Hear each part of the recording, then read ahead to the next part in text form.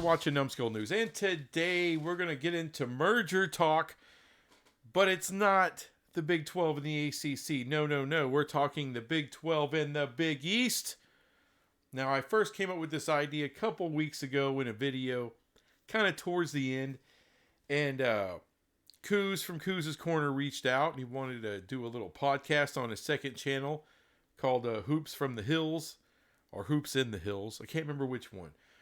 But it's him and Mountaineer Paul. It's their second channel together. And I came on, did a little live thing with them talking about a possible merger between the Big 12 and the Big East. Now, I wanted to give a little time, let that kind of video kind of breathe, not try to step all over what they're doing before coming out with it myself in my own format. So here I am talking about this crap. And I know there's going to be a lot of people out there, especially Big 12 people, that have some reservations about it. But first off, let me start with why. Why would the Big 12, or why should the Big 12 be interested in a merger with the Big East? Well, number one, you're never going to catch the Big 10 and the SEC as far as revenue goes. Now, you can close the gap. Right now, they make twice as much as we do. Can you get that gap, let's say, close by half, where they make 25% more than you instead of 50% more? I think that's the goal, and I think that's attainable. So, with all the, what's his name, Wilner, that dumbass journalist out there on the West Coast. And I know, he's a great writer, yada, yada, yada. I'm sorry, I don't have a ton of respect for the guy. I know some people just want to lap up everything he says, and, they can't help themselves but read his mailbag every 2 seconds and dissect everything he says. I don't do that, mainly because I think John Wilner is a dipshit. And he speculates as much as anybody else in the media. So it's really no different than a lot of other people. But at least I could say, like with Ross Dillinger, he actually has real sources all over the place. So when he reports something, some of it is actual factual. And then at least things he's heard, things that got leaked out, or things that were given to Ross Dillinger and his employers because of some kind of Freedom of Information Act or something like that. With John Wilner, I mean, I'm sure he's got some sources out on the West Coast, but what does that mean overall when he says dumb shit like, the Big 12 is just going to keep getting left behind, and the Big 2 are just going to keep getting further and further away, pulling away money-wise, as if the Big 12 is just going to stay stationary in the money that they make. No, there's revenues that can be exploited by the Big 12 that haven't even come to pass yet. So he's kind of talking out of his ass. And one of the things that you can do if you're the Big 12, you can't really, like I said, you can't really completely catch the Big 2. I think you can close the gap a little bit money-wise. But the most important thing is to have a big seat at the table. So when decisions are made about the future of college sports, you cannot leave the Big 12 out of those discussions. Right now, they can, and they have. But in the future, you don't want that to happen.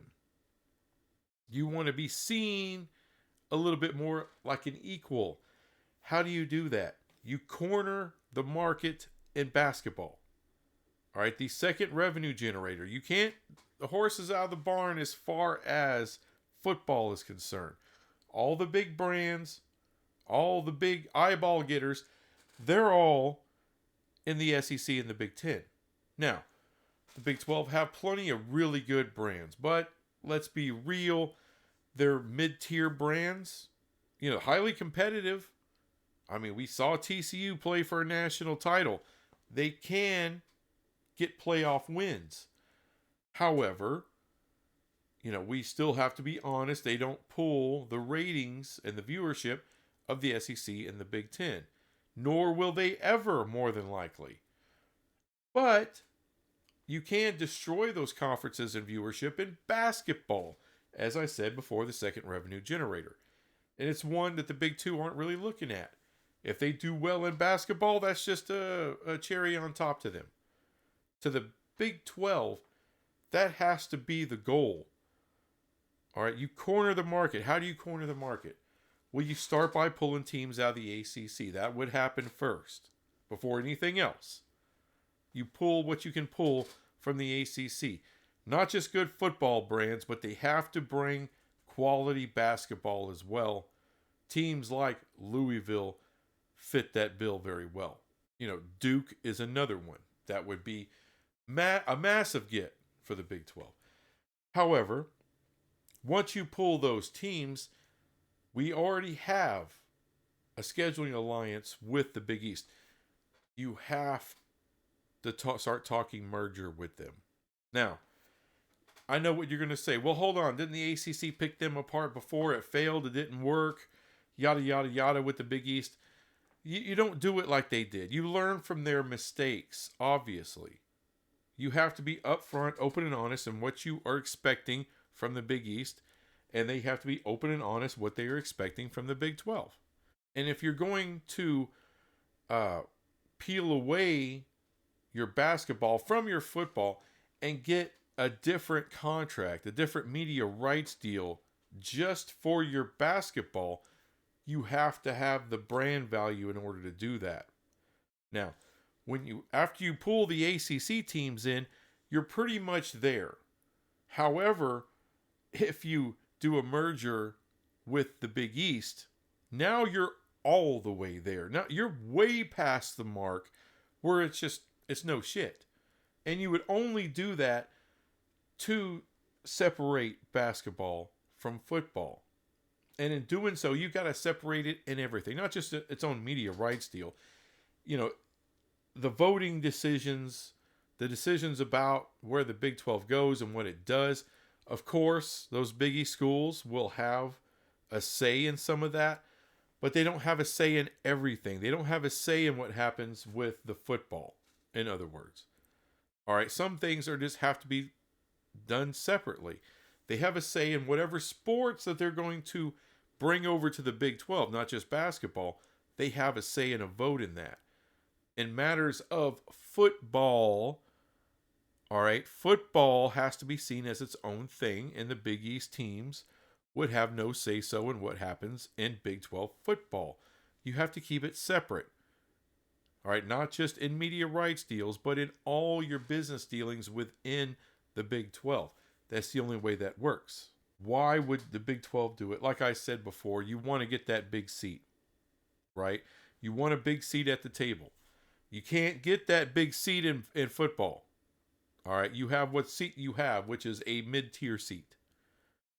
But if you become the most powerful, the most prominent team in the second revenue generator, conference in the second revenue generator, basketball, where you are completely dominant. And if you merge with the Big East, you essentially have the same power as the Big Ten and the SEC in that sport. Understand, you have, as far as basketball, when people are talking basketball, you have by far the biggest seat in the whole damn thing. You are the NCAA tournament. There is no NCAA tournament without the Big 12. How you can monetize the Big 12 conference tournament at that point, holy shit. That would be bigger than the NIT. That would be just one couple notches down from the overall interest in the NCAA tournament. A huge conference tournament, we're talking. Massive appeal. Where you could play some of that in Mexico. You could play it in Kansas City. You can go to New York City and play some. You can go to Vegas. You could play some of that in Jerry World. I mean, it would be massive. And having that much appeal brings money. Which brings me to the point of, why would the Big East want to do this?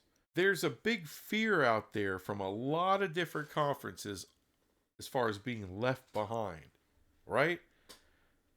Well, you think that excludes the basketball conference? I don't think it does. Now, The Big East is not relevant whatsoever until I would say February rolls around. So from February to March, that's their boom period. Everyone's paying attention to what's going on in the Big East, like they are in the Big 12. You merge that together, they won't just own 2 months of the regular season. Now the regular season, well before February, becomes, dare I say, more watchable, more interesting. People like watching dominance. They just do. With the Patriots, with Kansas City Chiefs are doing now, people love dominance. Because dominance brings you underdogs going against that dominance. The storylines are just classic storylines that every sports fan loves. And therefore, you bring drama, you bring interest into the regular season that frankly currently isn't really there.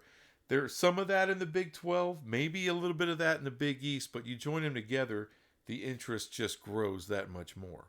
Another potential question you can have, so you have the Big East in the Big 12. You have all of these teams. Wouldn't that lower each individual team's NCAA payout? It could, if you keep getting the same amount of teams in. But I have a feeling with all of those teams, you're going to go from maybe 8, 9 teams a year from the Big 12, upwards of 13, 14, even 15 teams getting into the NCAA tournament. That's way more units that you used to get. So I don't see a lowering of the payout money and distribution for all these teams. If anything, at the most negative, it'll stay roughly the same.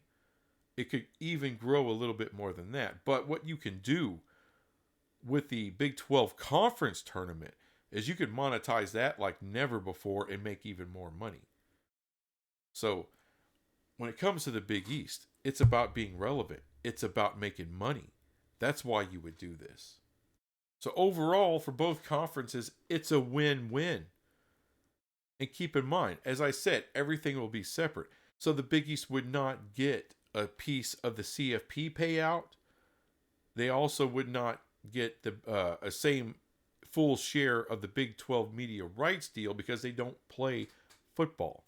Another question could be, well, would would your media partners be interested in this? I believe Fox and ESPN, but especially Fox, would absolutely love it. This is why they wanted to be involved with the Big 12 in the first place. They wanted Big 12 basketball on Fox networks.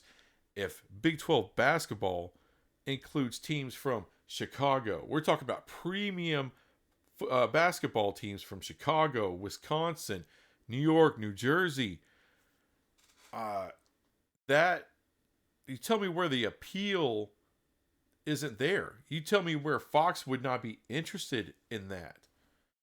And seeing every year Xavier playing Big 12 teams. And I mean more so than just non-conference stuff, but in conference. Georgetown, Villanova. I'm sorry, that's just a big freaking deal in terms of basketball.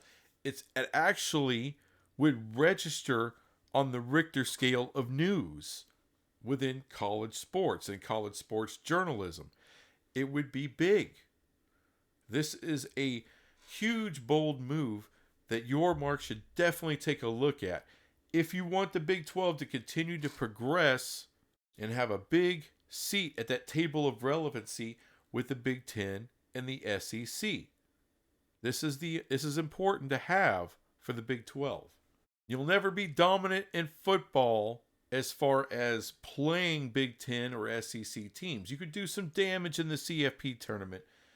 But let's be real here. There's a lot of disadvantages being in the Big 12 versus the SEC or the Big 10.